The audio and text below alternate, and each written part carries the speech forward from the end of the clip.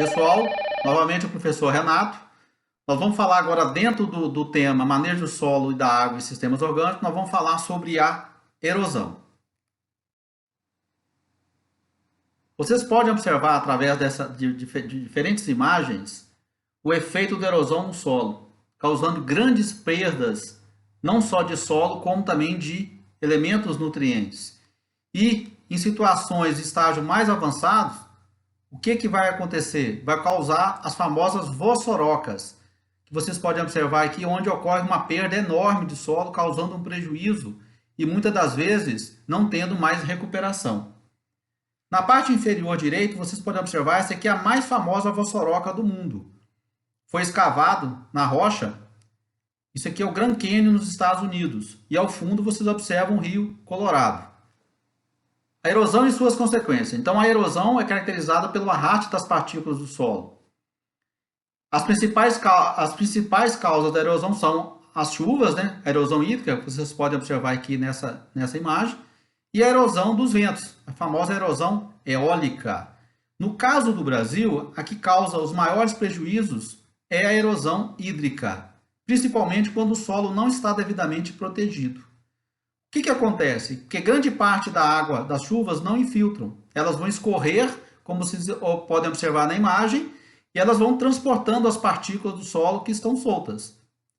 Dessa forma, ela vai retirar essa camada superficial, que é mais rica em elementos nutrientes e mais rica em matéria orgânica.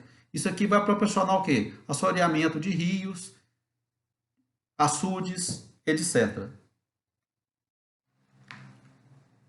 A erosão hídrica, ela compreende três fases distintas. A primeira delas é a desagregação, quando as partículas do solo são individualizadas. A partir do momento que essas partículas estão individualizadas, fica mais fácil o seu transporte. Principalmente, no caso aqui, o agente de transporte é a água. Depois, esse material é depositado, ocasionando a sua deposição, principalmente nos cursos d'água.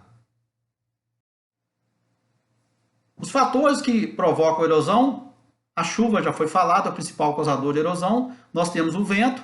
A declividade e comprimento do terreno também tem um efeito. Quanto maior a declividade, vocês podem observar nesse solo declivoso, maior a declividade do terreno e maior o comprimento da encosta, maior vai ser o efeito erosivo. Enquanto que no relevo plano, você tem um menor escorrimento. Então a água vai ter tempo de infiltrar no solo, provocando menor erosão.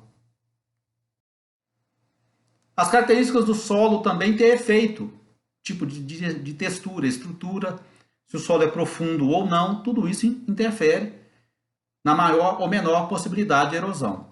O uso do solo. Vocês podem observar nessa imagem, o solo protegido com palha, ele é muito mais protegido contra a erosão. No caso desse solo aqui, sem palha, o que vai acontecer? As gotas da chuva vão cair diretamente sobre o solo, promovendo a desagregação.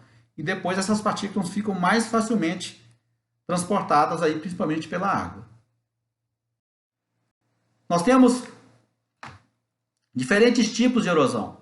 Então, a erosão laminar, ela vai desgastando o solo suavemente e uniformemente. O que acontece? Às vezes ela não é muito percebida, mas talvez é a mais grave e prejudicial. Enquanto que a erosão em sulcos vai formando pequenos canais ou regos. Depois eles vão aumentando com o passar do tempo, podendo se tornar enormes sulcos. Em poucos anos, esse solo aqui se torna totalmente improdutivo, não serve mais para a agricultura. E quando nós temos um grau mais avançado da erosão, é a chamada vossoroca. Aí, centenas e centenas de toneladas de solos já foram perdidos. E nesse caso, fica às vezes muito difícil até a recuperação. Aqui vocês têm algumas referências que vocês podem utilizar para consulta. Agradeço a atenção de vocês.